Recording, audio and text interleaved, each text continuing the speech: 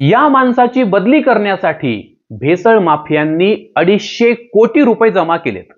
परंतु हे आहेत आधुनिक काळातील संत तुकाराम आणि त्यांनी हॉटेल चालकांसाठी 13 कडक नियम तयार केलेले आहेत. 23 जून पासून त्याची अंमलबजावणी सुरू झाली. जर हॉटेल चालकांनी हे नियम पाळले नाहीत 7 वर्ष जेल होईल. 7 वर्ष आणि 5 ते 10 लाख रुपयांचा दंड भरावा लागेल, तो वेगळा. हे नियम कुणासाठी केलेत?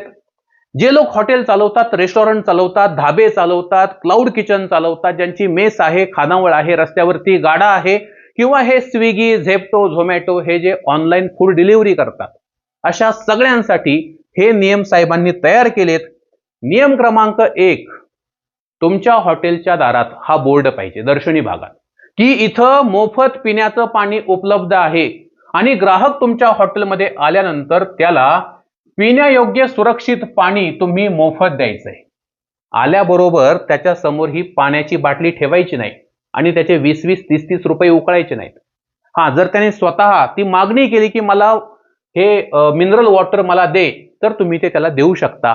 अन्यथा ग्राहकांना तुम्ही चांगल्या दर्जाचं पाणी उपलब्ध करून द्यायचे, ते सुद्धा मोफत. नियम नंबर 2, किचनची स्वच्छता. किचन स्वच्छ सुंदर पाहिजे. किचन मध्ये झुरळ, पाली, उंदर हे जर दिसून आले तर कडक कारवाई केली जाणार आहे. किचनच्या भिंती, किचनचा फ्लोर आणि किचनचं रूफ हे त्या ठिकाणी टाइल्स युक्त असावं, टाइल्सनी बनलेलं. म्हणजे ते खडबडीत असता कामा नये, ते मऊ पाहिजे, गुळगुळीत पाहिजे, जेणेकरून ते सहज धुता येईल, ते सहज स्वच्छ सुंदर करता येईल. पुढचा नियम मी तुम्हाला पटपट नियम सांगून टाकतोय. ग्राहकांना हात स्वच्छ करण्यासाठी हँडवॉशची सुविधा निर्माण करून द्यायला पाहिजे, करायला पाहिजे.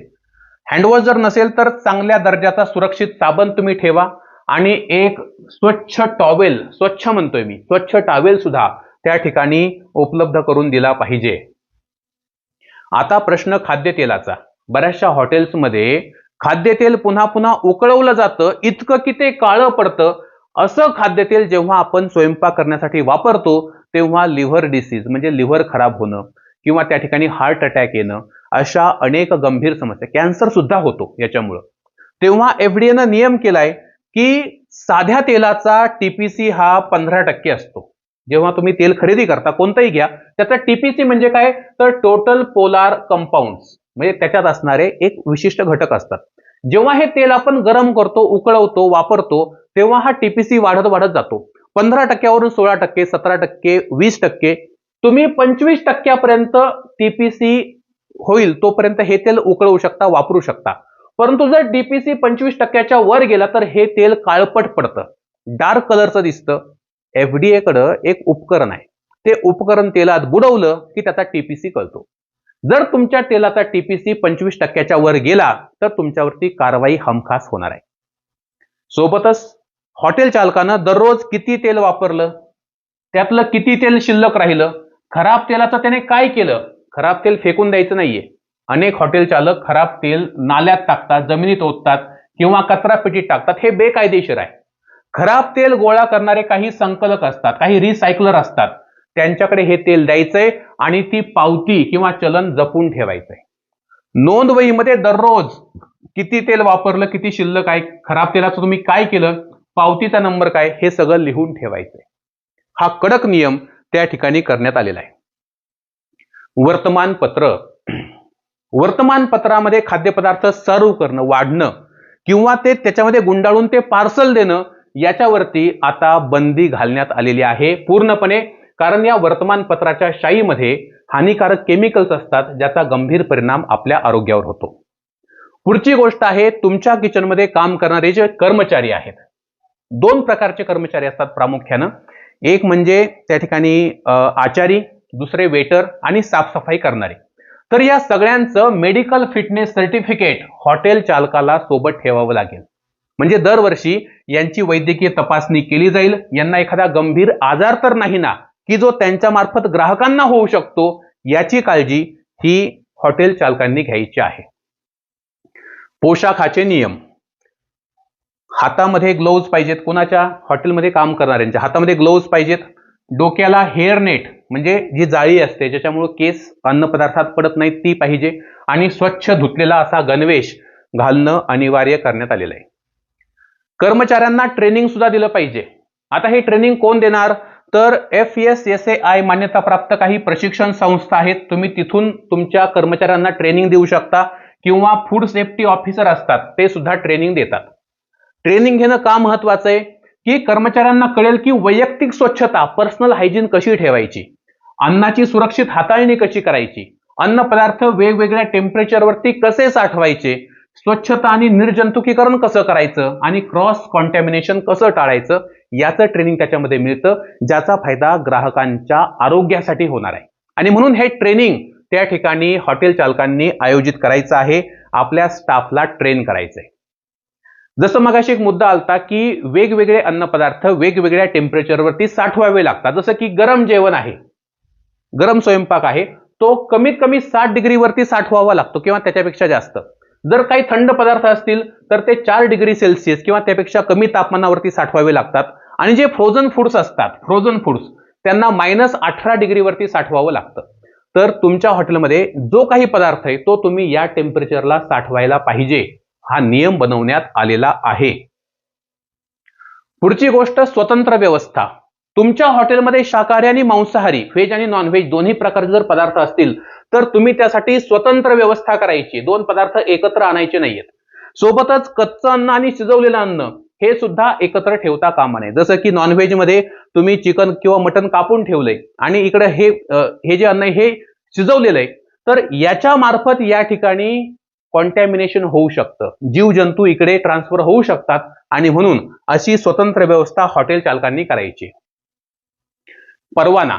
प्रत्येक हॉटेलनं स्वतःची नोंदणी केल्याचा किंवा लायसन्स घेतल्याचा जो परवाना आहे, जे प्रमाणपत्र आहे, ते त्या ठिकाणी हॉटेलच्या अशा ठिकाणी लावायचं आहे की येणाऱ्या जाणाऱ्या ग्राहकांना ते सहज दिसेल आणि त्यांना कळेल की हे हॉटेल मान्यता प्राप्त आहे. एकतर तुम्ही लायसन्स काढून घ्या, नोंदणी करा, आणि त्यानंतर ते अशा ठिकाणी आपण लावायचंय.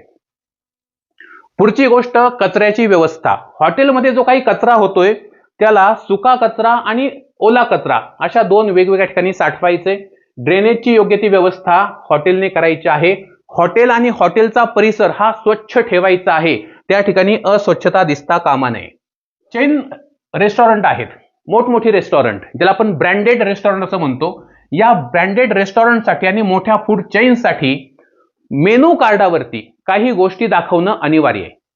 त्यांच्या मेनू कार्डमध्ये एखाद्या पदार्थात, जसं की पनीर टिक्का आहे, तर पनीर टिक्क्यामध्ये किती कॅलरी आहेत, त्याच्यामध्ये न्यूट्रिशनल व्हॅल्यू म्हणजे प्रथिनं, चरबी, कार्बोहायड्रेट किती आहेत, आणि एखादं ॲलर्जनची माहिती, जसं की याच्यामध्ये दुधाचा वापर केलाय तर त्या ॲलर्जनची माहिती देणं ब्रँडेड रेस्टॉरंट्सना त्या ठिकाणी अनिवार्य करण्यात आलेलं आहे.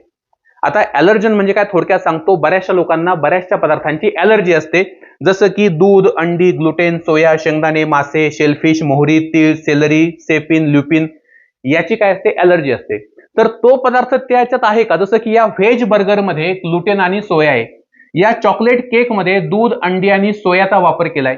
मग जर मला त्या ठिकाणी सोयाची ॲलर्जी असेल तर मी हा अन्नपदार्थ घेणार नाही. तर ती माहिती या मेन्यू कार्डमध्ये देणं हे अनिवार्य करण्यात आलेलं आहे. चला, वार्षिक ऑडिट. ज्या हॉटेलचा व्यवसाय दरवर्षी 50 कोटीपेक्षा जास्त होतोय, उलाढाल टर्नओव्हर, त्यांनी काय करायचंय तर फूड सेफ्टी ऑडिट दरवर्षी करायचंय.